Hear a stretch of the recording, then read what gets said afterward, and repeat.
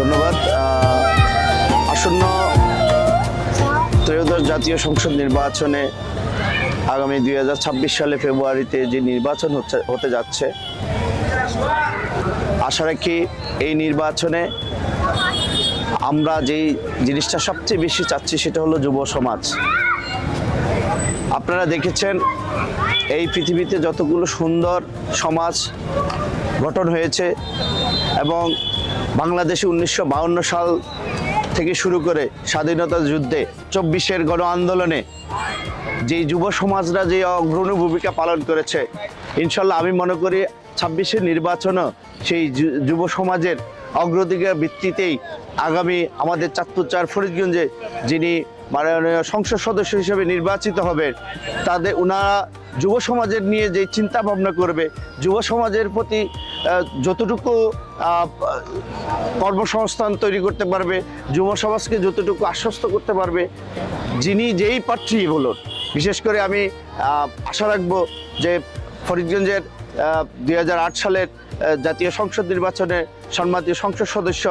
এবং 2018 সালে যিনি বিএনপির মনোনীত সংসদ সদস্য হিসাবে নির্বাচন করতে পেরেছেন এবং আগামী 2026 সালের যেই নির্বাচনে বিএনপির প্রার্থী হিসাবে মনোনীত করেছেন জননেতা লায়ন হারুনুর রশিদকে যে মনোনয়ন দিয়েছেন,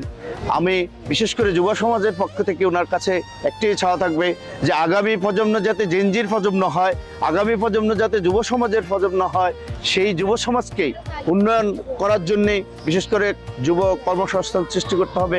এবং যুবকদের থেকে কর্মসংস্থান সৃষ্টি করলে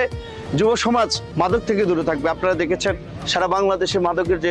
বহাল থাবায় যুব সমাজ নষ্ট হচ্ছে। যদি সুপরিকল্পিত আগামী সংসদ নির্বাচনে যদি দানিশ শেষে মনোনীত প্রার্থী লায়ন হারুনুর রশিদ যুব সমাজের বিষয়ে যদি চিন্তা ভাবনা করে